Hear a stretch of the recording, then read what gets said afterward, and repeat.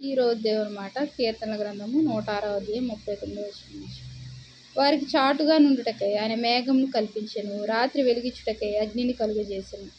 వారు మనవి చేయగా ఆయన పూరేళ్లను రప్పించెను, ఆకాశంలో నుండి ఆహారం ఇచ్చి వారిని తృప్తిపరిచెను. బండను చీల్చగా నీళ్లు ఉబికి వచ్చెను, ఎడారులలో అవి ఏరులై పారెను. ఏలయనగా ఆయన తన పరిశుద్ధ వాగ్దానమును తన సేవకుడైన అబ్రహామును జ్ఞాపకం చేసుకొని ఆయన తన ప్రజలను సంతోషంతోనూ తాను ఏర్పరచుకున్న వారిని ఉత్సాహధ్వనితోనూ వెలుపలికి రప్పించెను. వారు తన కట్టడలను గైకొన్నట్లును తన ధర్మశాస్త్ర విధులను ఆచరించినట్లును అన్యజనుల భూములను ఆయన వారికి అప్పగించెను. జనముల కష్టార్జితమును వారు స్వాధీనపరుచుకొనిరి. ప్రియమైన దేవుని మాట వింటున్న వాళ్ళారా, దేవుడు చేసిన కార్యాలు. వారు చాటుగా నుండుటకై ఆయన మేఘమును కల్పించెను. ఎందుకు? ఎండ తగులకుండా వారిని దాచాడు దేవుడు. ఉదయకాల సమయంలో ఎండ ఏమి చెమట పట్టకుండా ఆయన మేఘమును కల్పించెను. రాత్రి వేళ సమయంలో ఏది వారికి భయాన్ని కల్పించకుండా వారి యొక్క హృదయాల్లో భయం అన్నది కలగకుండా దేవుడు ఏం చేశాడు? రాత్రి వెలిగించుటకై అగ్నిని కలుగజేశాను. అగ్ని ఉంటే ఏదైనా ఉంటుందా? ఏమీ ఉండదు. వారు మనవి చేయగానే పూరేలు రప్పించెను.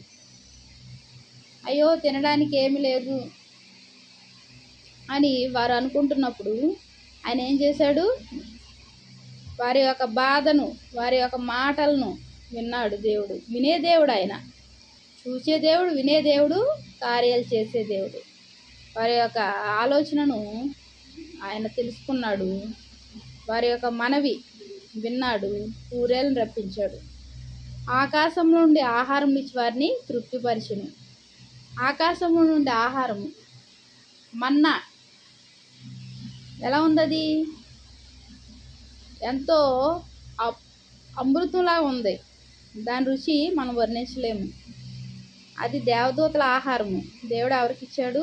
దేవుని ప్రజలకు ఇచ్చాడు. ఆకాశంలో నుండి ఆహారం. అది ఎక్కడి నుంచి వచ్చింది? ఈ మధ్యలో ఎక్కడ దొరకదు. అది భూమి మీద లేదు. ఆకాశం నుండి ఆయన వారికి అక్కడి నుంచి పంపించాడు, భూమి మీదకు పంపించి వారిని తృప్తిపరిచాడు. బండను చీల్చగా నీళ్ళు ఉబ్బికి వచ్చెను. అయ్యో నీరు లేవు అన్నప్పుడు దేవుడు ఏం చేశాడు? బండను చీల్చాడు.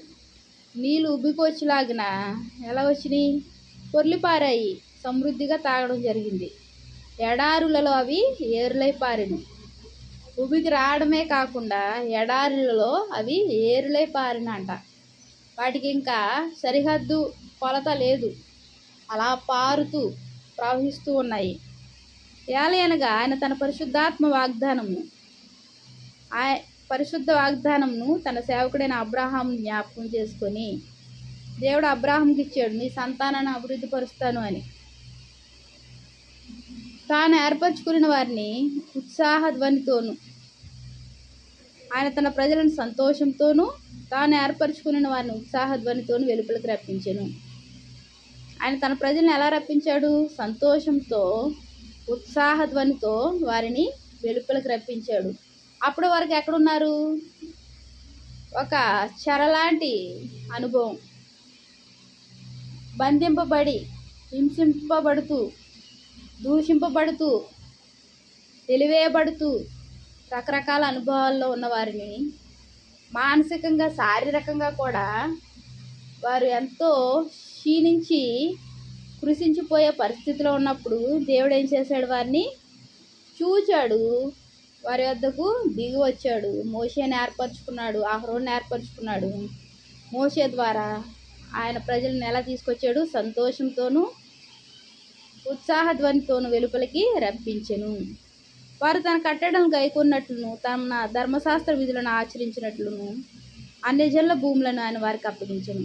అప్పగించాడా లేదా దేవుడు? కనాను ప్రాంతాన్ని, పాలు తేనెలు ప్రవహించే దేశాన్ని ఇశ్రాయేల్ ప్రజలకు ఆయన అనుగ్రహించాడు. జనముల కష్టార్జితమును వారు స్వాధీనపరుచుకున్నారు. హాయి పట్టణాన్ని మొత్తం ఏం జరిగింది? హాయి, అలాగా అమోరీల ప్రాంతము, ఇలాగా చాలా ప్రాంతాలు ఒకటి కాదు, రెండు కాదు, వారు స్వాధీనపరుచుకున్నారు. మరి దేవుడు ఎంతో కృప చూపించి వారి యొక్క ప్రతి పరిస్థితిలోనూ చాలినంత దేవుడుగా ఉన్నాడు. వారిని సంతోషంతో ఉత్సాహధ్వనితో రప్పించాడు దేవుడు. ప్రియమైన దేవుని మాట వింటున్న వాళ్ళారా, మరి మనం కూడా ఆయన నమ్ముకున్నాము. ఆయన యొక్క సంతానంలో చేరిన నిన్ను నన్ను కూడా దేవుడు ఎల్లవేళలా సంతోషంతో ఉత్సాహధ్వని చేస్తూ ఆయనను స్తుతించాలని ఆయన కోరుకుంటున్నాడు. మరి మనం ఏం చేయాలంటే ఆయన సన్నిధిలో మనం ఉత్సాహగానం చేయాలి, సంతోషించాలి. ఆయన చేస్తున్న కార్యాలను బట్టి, చేయబోతున్న కార్యాలను బట్టి మనము ఆయన స్తుతిస్తూ మహింపరుస్తూ నిత్యము ఆయన చేసిన వాటిని జ్ఞాపకములో ఉంచుకొని మనము ఆయన పాదాల చెంత చేరడం మర్చిపోకూడదు. ఆయన పాదాలను విడిచిపెట్టకూడదు. ఆయన పాదాల చెంత ప్రార్థించడం ఏమాత్రం విడిచిపెట్టకూడదు. ఆయన హస్తాలను పట్టుకోవడం వదిలిపెట్టకూడదు. ఆ రీతిగా మనం ఉంటే దేవుడు మనల్ని ఎంతగానో ఆశీర్వదిస్తాడు. ప్రార్థించి మహాప్రేమ గల తండ్రి, కృపగలైన వాక్యం ఉంటున్న ప్రతి ఒక్కరిని ఆశ్రయించి దీవించి నీ దీవులతో నింపండి అయ్యా. నీ మేళతో నింపుతూ వారిని సంతోష సమాధానంతో నింపుతూ తండ్రి వారి జీవితాల్లో తండ్రి ఎన్నో గొప్ప కార్యాలు చేస్తున్నావయ్యా. వాక్యం వింటున్న అందరికీ నువ్వు తోడుగా ఉంటూ మా జీవితాలను సంతోషపరుస్తున్నందుకు వందనాలు చెల్లించుకుంటే యేసు నామమున వేడుకుంటున్నాను తండ్రి. ఆమేన్. Praise lord.